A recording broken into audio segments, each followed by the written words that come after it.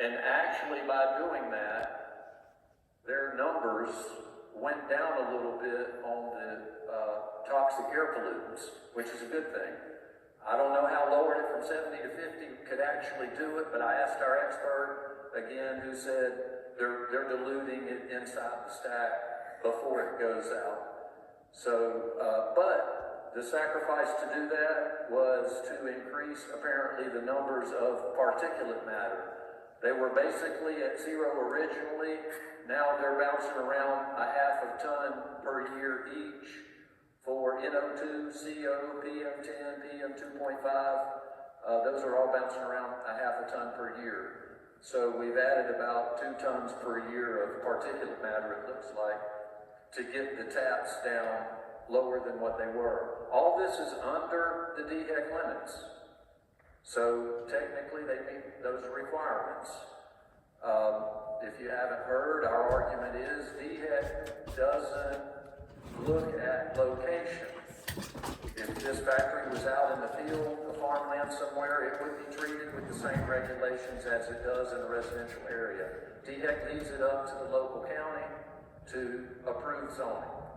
So our argument is zoning, not that they don't meet the DHEC limits.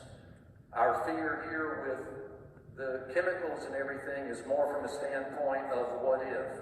If there's an accidental release, these chemicals, hydrofluoric especially, is a category 3.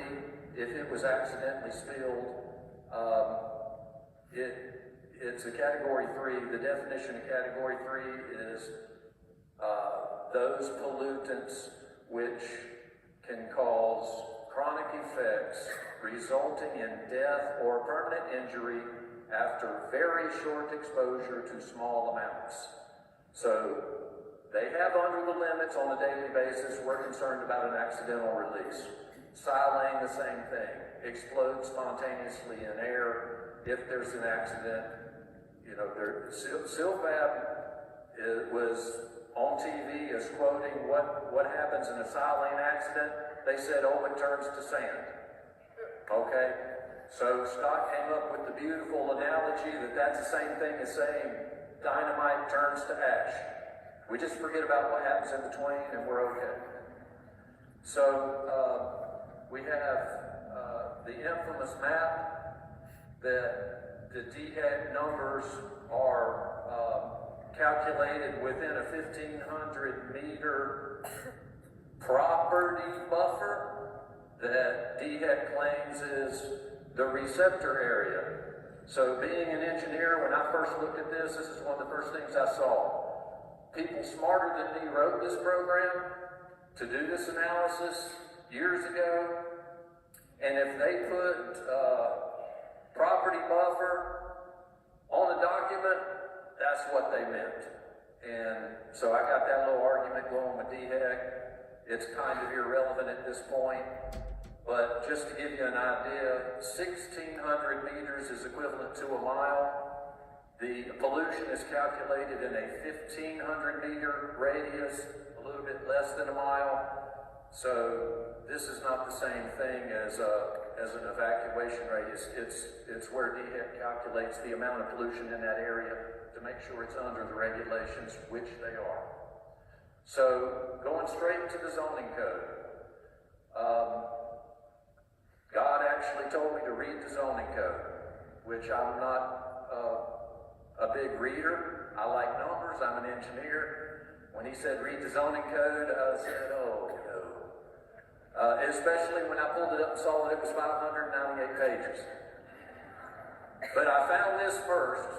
Fumes, vapors, and gases. There shall be no emissions of any fumes, vapors, or gases, you might can see it up on the screen, of a noxious, toxic, or corrosive nature. They have all three: toxic, corrosive, noxious, which can cause any damage or irritation to health, animals, vegetation, or to any form of property. So I guess we can't ask the birds that are flying over if this is irritating them. I have said that I am already irritated, and I haven't even breathed it yet. And I think my mental health counts, doesn't it? So,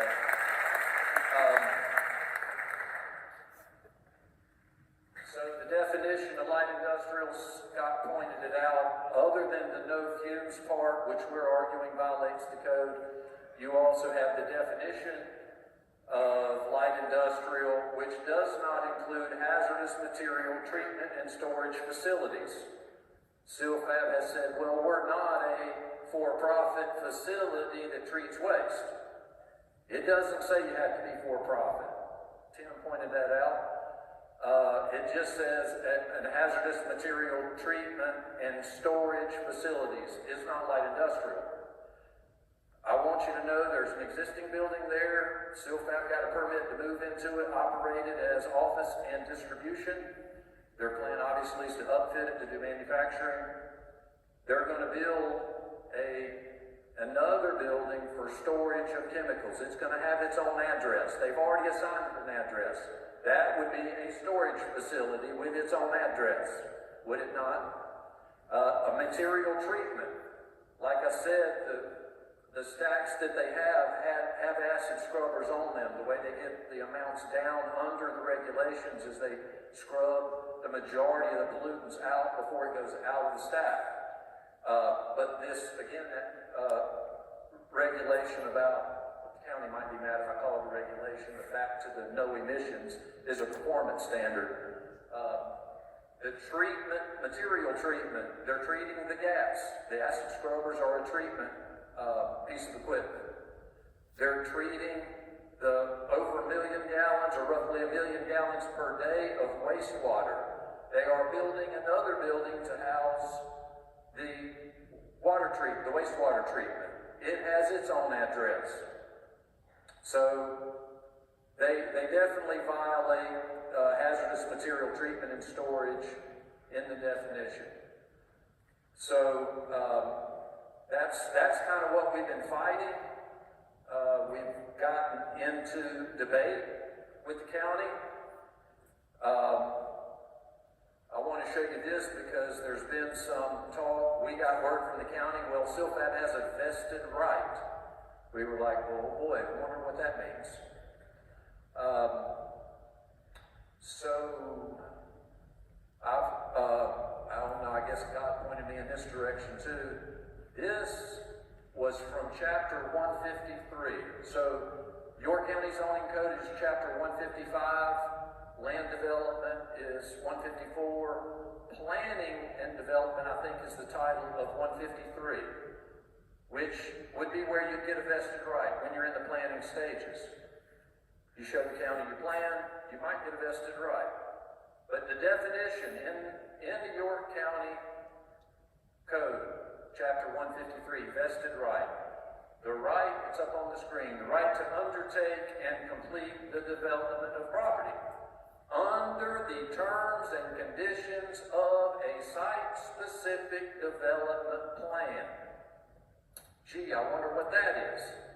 Well, look right above vested right. There's a definition of site-specific development plan. It basically says a development plan submitted to the local governing body, which would be York County, authorized by the local governing body, to make land use decisions by landowner describing with reasonable certainty the types and densities, blah, blah, blah, provided that all such plans must conform to, comply with, and satisfy all applicable planning and zoning. So they do not have a vested right unless they submitted a site-specific development plan and got it approved, and it was approved for zoning. Well, they skipped all that. We took the argument to the BZA, as you know, on May 9th, and there was a unanimous decision that it was not light industrial. So they didn't get a vested right, in our opinion. Let's see here. The next thing I want to point out is the York County management statement that came out, much to our dismay, that they were going to ignore our BZA decision. In that statement, all this is going to be up here for you if you want to come look at it after. I've got some other 8.5 by 11 documents. The management statement's actually up here if you want to see it, highlighted. But in that management statement, they mention one ordinance. Their argument that they didn't have to abide by the BZA or it didn't apply to CILFAB was based on one code ordinance, and that was 155.1095. And the county says they refer to this B paragraph, a zoning code interpretation. Now let me point out first that this part of the code is talking about zoning code interpretation. It's not talking about BZA rulings, as John Lee pointed out. It's talking about zoning code interpretation. But if you take this and just say, okay, well, it's the intent, and if it applies for zoning or for code interpretations, then let's just say it applies for the BZA also. Let's just let them make that argument, which they're trying to do. Then we would change zoning code interpretation to a zoning code decision or a BZA decision. It does not authorize development. Any development that occurs after the BZA decision, if you substitute that for zoning code interpretation, any development that occurs after the decision has been issued is subject to all applicable requirements of this chapter as revised by the interpretation. Well, the county's looking at the word development as a noun. CILFAB is a name. A noun is person, place, or thing, right? CILFAB's a thing. They're a noun. They're a name. So if you look at that as a noun, the county's got a little bit of an argument there. That they were already there before the decision. So I thought I would have to look up development in the dictionary, and of course I knew it would show the noun and the verb. But, as God said, read the code. The definition of development is in New York County Zoning Code. And guess what? It's a verb. Any man-made change, verb, to, including the construction of or substantial improvements to buildings or other structures, all verb, that require permit or approval from the county. Okay? Development includes blah, blah, blah. Development also includes design and planning. So even the design and planning they're doing is development.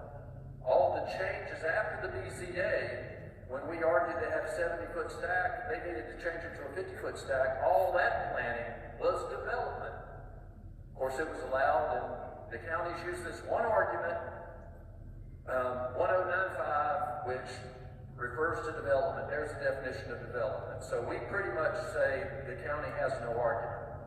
This is the best argument. They've given us a vested right argument. They've given us a development argument.